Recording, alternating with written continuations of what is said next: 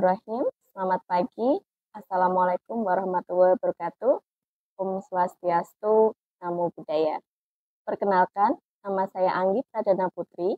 Saat ini merupakan dosen tetap di program studi Diploma 3 Keperawatan Sekolah Tinggi Ilmu Kesehatan Mambaul Ulum Surakarta yang selanjutnya disingkat sebagai Stikesmus. Saya memperoleh nomor induk dosen nasional atau NIDN secara resmi pada tanggal 1 Mei 2013.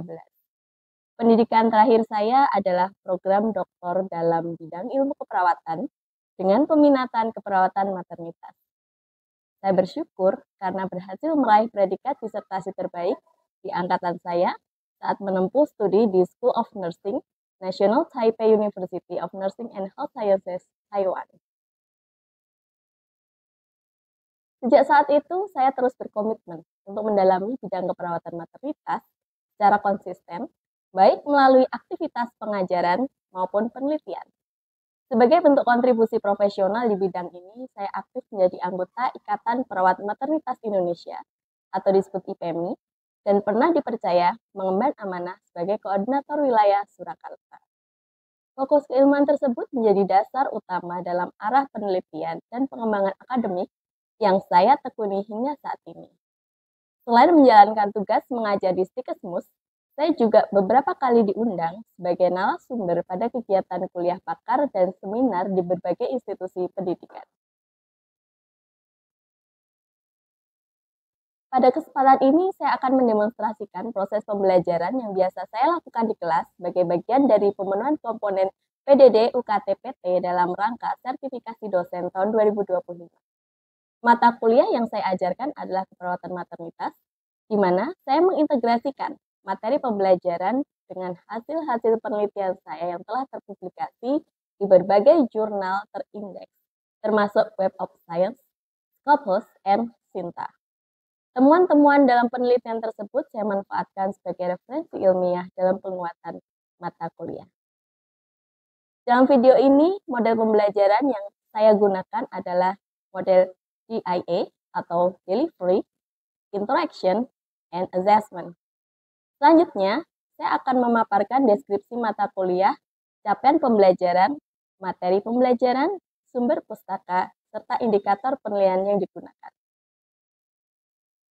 Mata kuliah keperawatan maternitas berbobot 2 SKS, teori, dan 1 SKS praktik, menguraikan tentang konsep dan perspektif keperawatan maternitas secara nasional dan global, serta asuhan keperawatan maternitas secara holistik dan komprehensif dengan memperhatikan patient safety dan nilai-nilai Islam.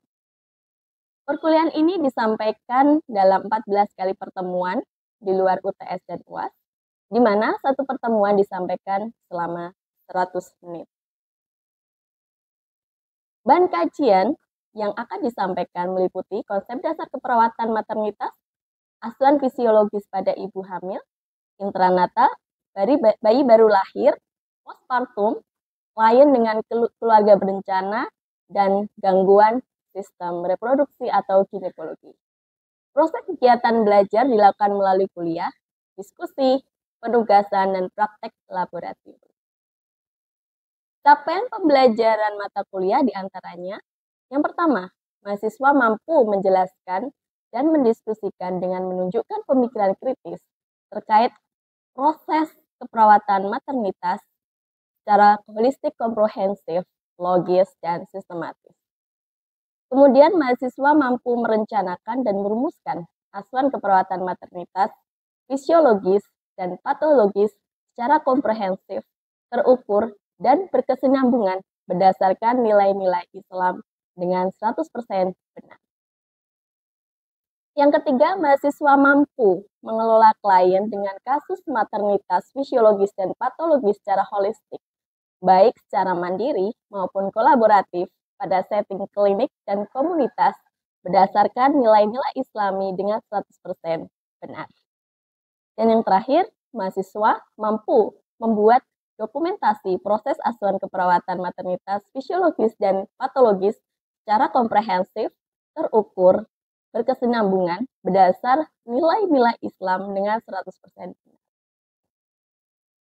Kemudian mata kuliah ini memiliki 6 sub CPNK, di antaranya yang pertama, mahasiswa diharapkan mampu menjelaskan dan mendiskusikan, menyatakan pendapat tentang konsep dasar keperawatan maternitas dikaitkan dengan konsep keislaman dengan 100% benar. Mahasiswa mampu merumuskan, mengimplementasikan, menerapkan keperawatan ibu hamil dikaitkan dengan update evidence-based nursing practice serta konsep keislaman sesuai standar pelayanan keperawatan di rumah sakit khusus dengan pencapaian 100% benar. Yang ketiga, mahasiswa diharapkan mampu untuk mengaplikasikan, merumuskan, dan mengintegrasikan asuhan keperawatan pada ibu intranatal dikaitkan dengan update evidence-based nursing practice dan konsep keislaman sesuai dengan standar pelayanan keperawatan di rumah sakit dengan pencapaian 100% benar.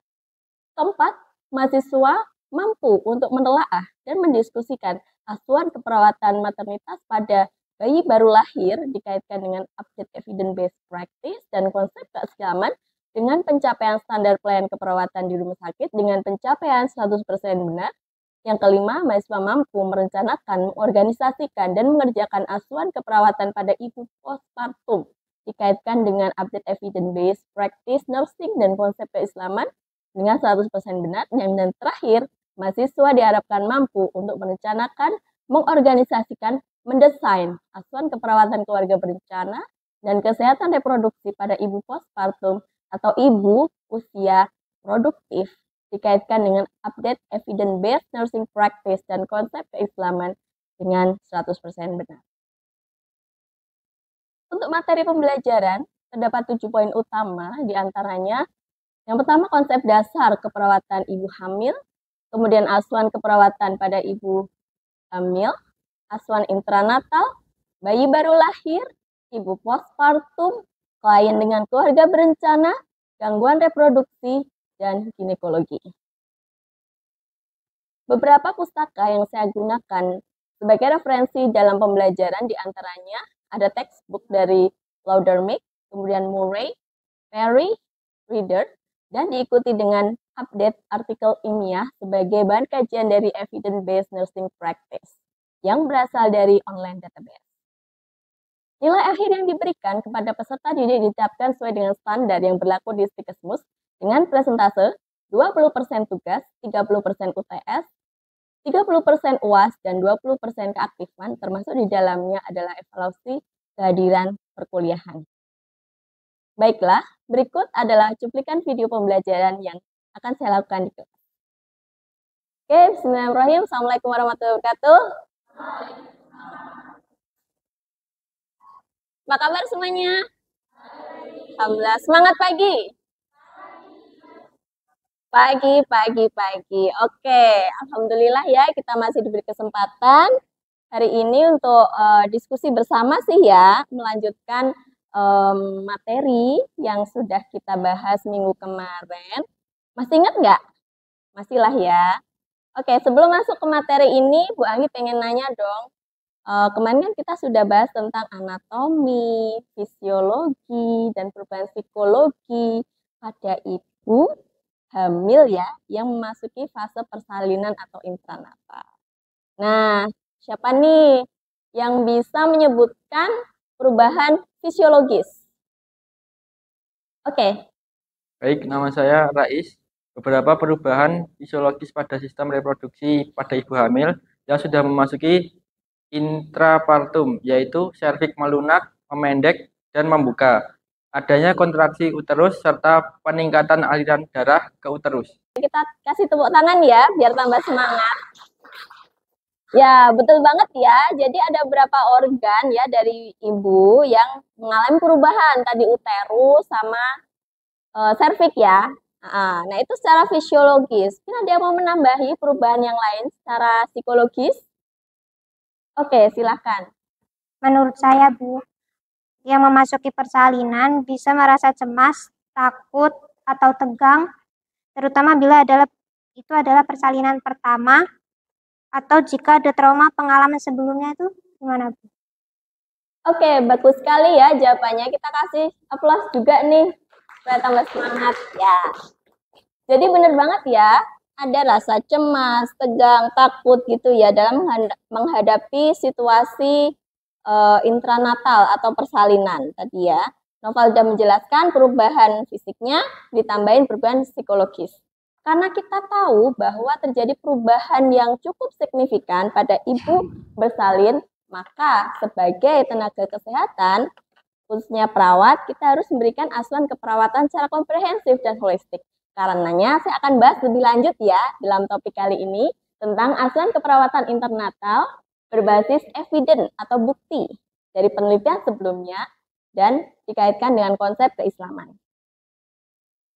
Outline dalam kuliah kali ini, yang pertama adalah saya akan membahas proses asuhan keperawatannya dari pengkajian hingga evaluasi, kemudian diikuti dengan penelitian terdahulu atau evidence-based practice nursing yang berfokus pada kecemasan ya dalam menghadapi persalinan dan dikaitkan dengan keislaman.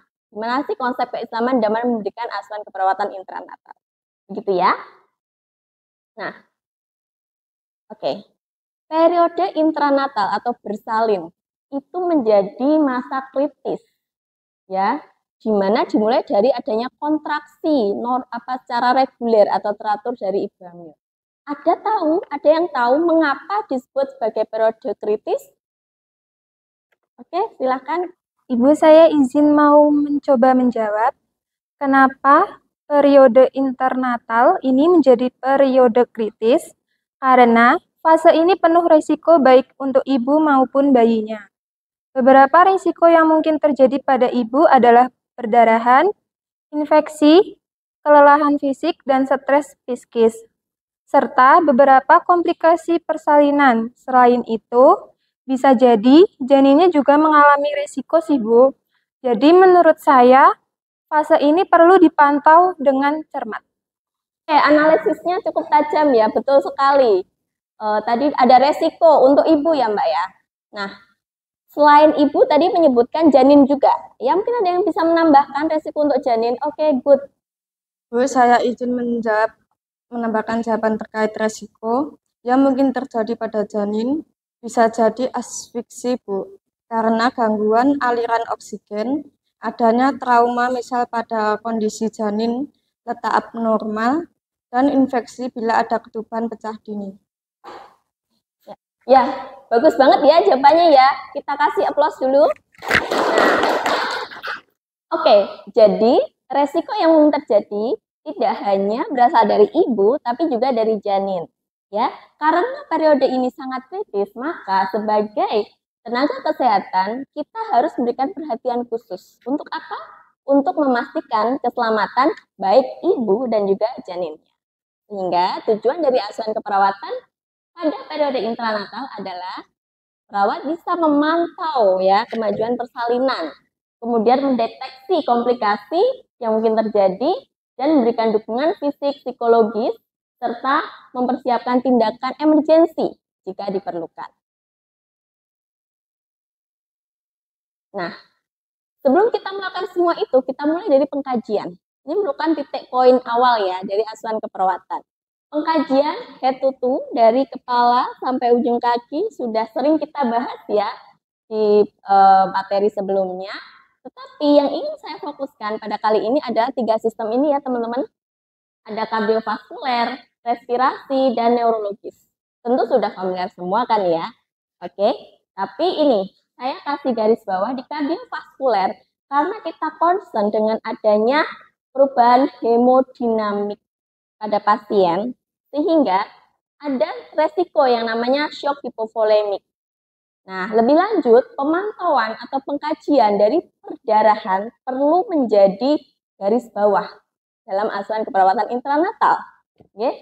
Nah, perdarahan intranatal itu bisa terjadi karena 3 hal ini.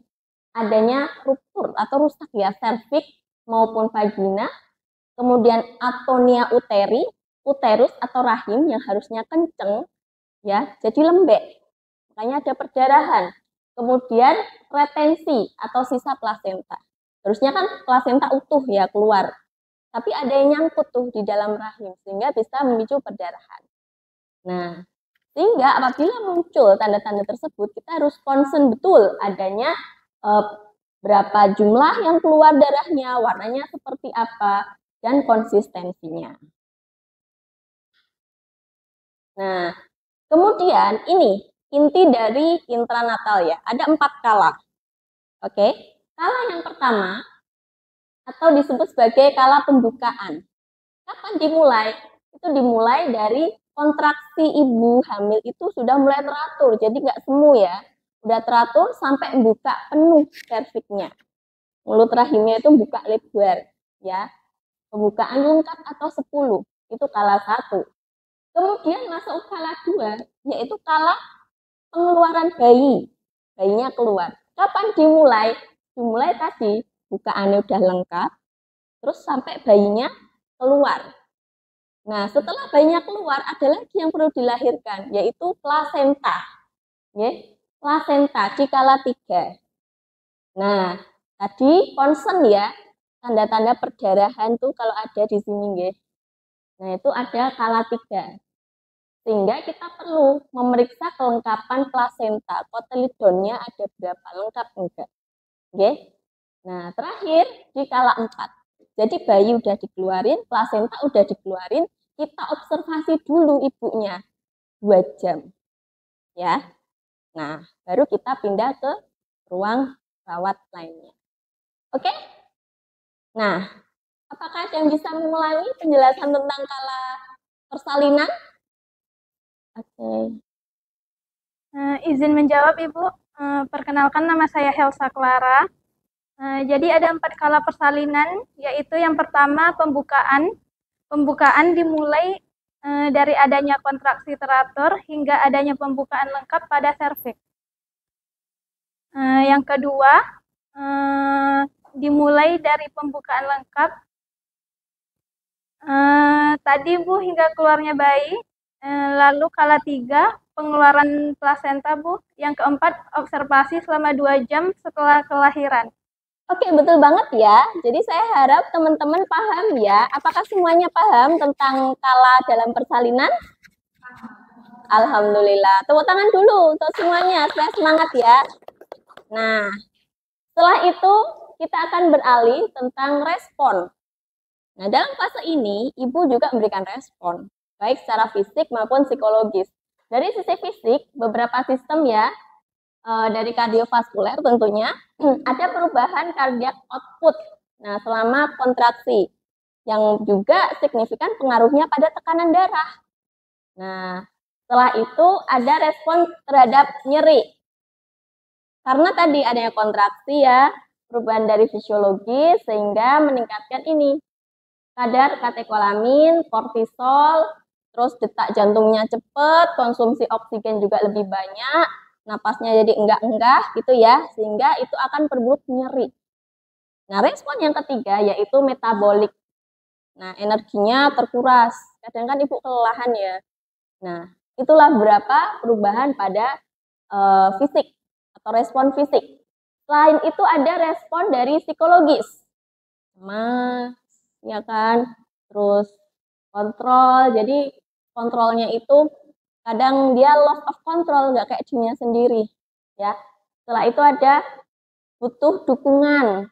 Karena keadaan di fase kritis ini ya, support yang luar biasa. Dan juga respon emosional. Ya. Jadi dia jadi moody gitu. Nah, ada cemas, kontrol yang berubah, kebutuhan dukungan, dan respon emosional.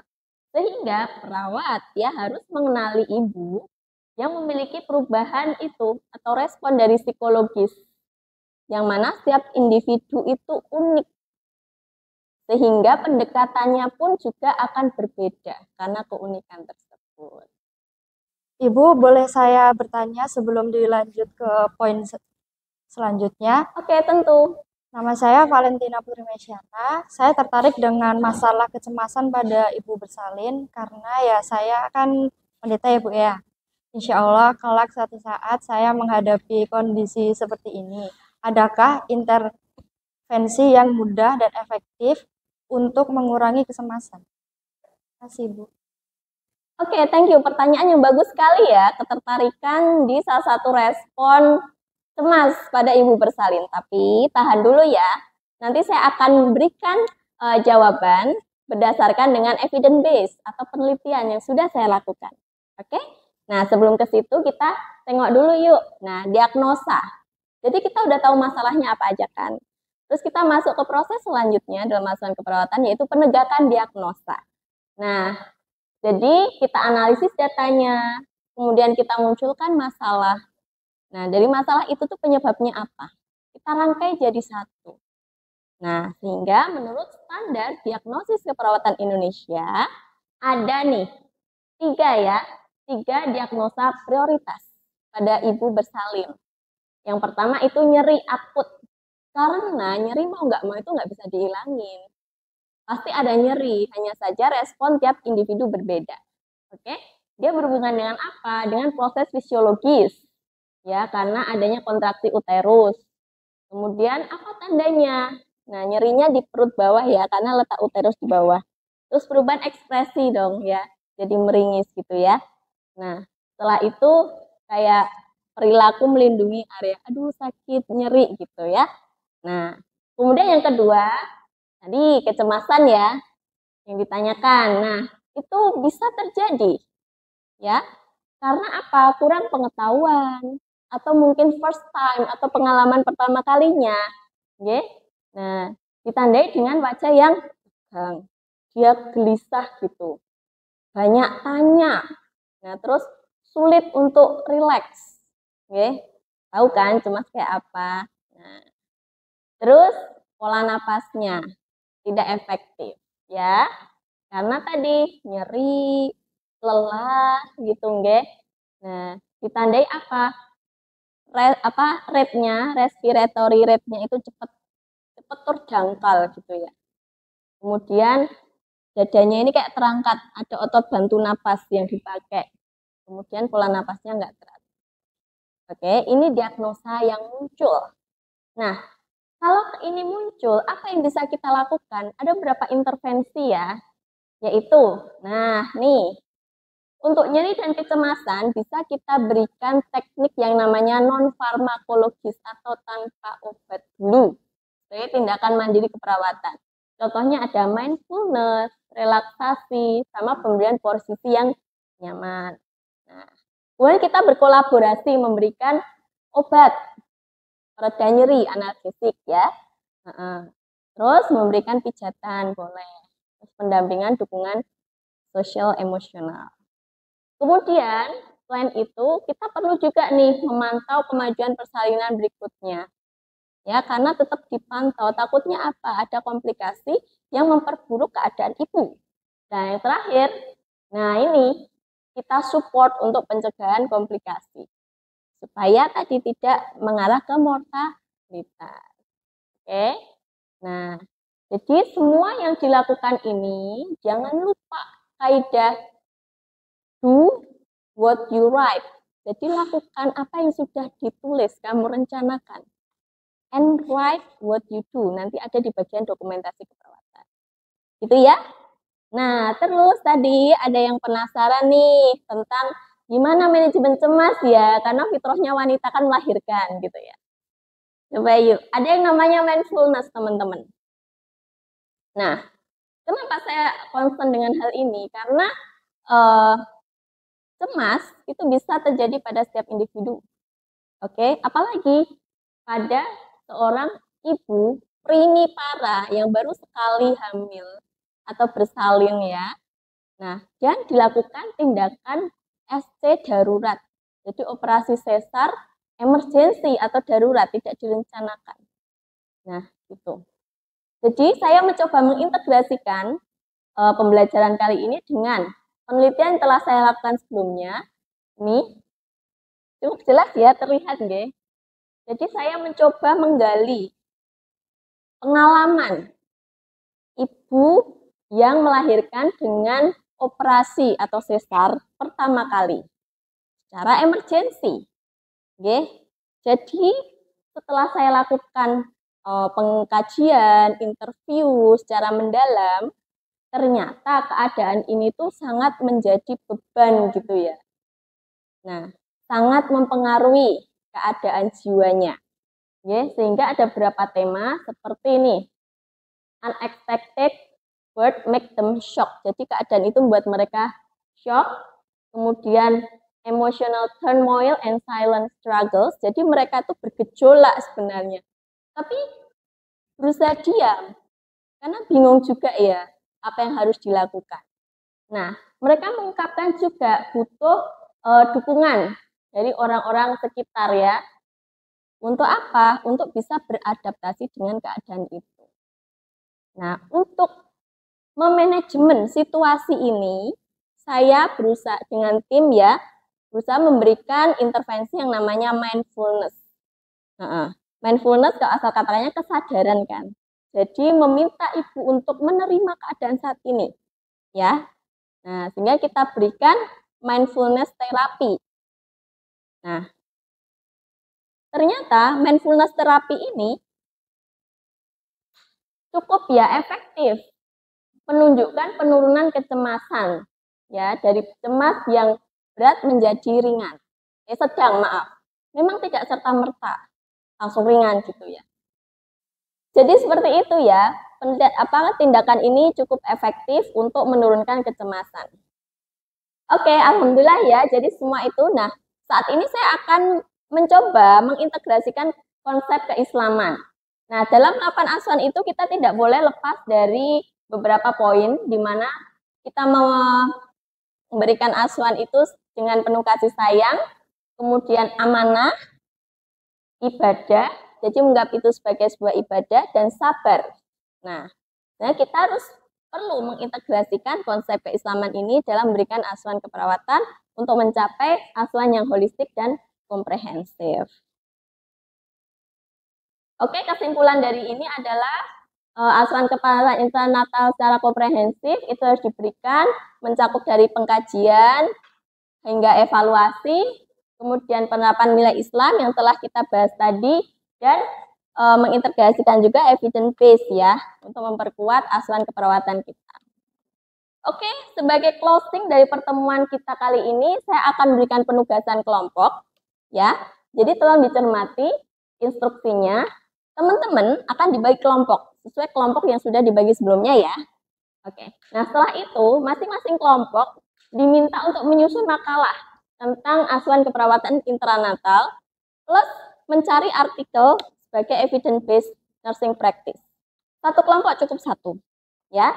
Nah, nanti disiapkan bahan untuk presentasi. Oke? Ya, sekian pertemuan hari ini. Terima kasih untuk perhatian dan kerjasamanya. Bila taufiq wal hidayah. Assalamualaikum warahmatullahi wabarakatuh. Demikianlah. Demonstrasi pengajaran ini merupakan bagian dari pelaksanaan PDD UKTPT Serdos 2025. Semoga video ini mampu memberikan gambaran yang menyeluruh mengenai metode pengajaran yang saya terapkan. Terima kasih atas perhatian dan apresiasi yang diberikan. Wassalamualaikum warahmatullahi wabarakatuh. Stay smooth, future start here.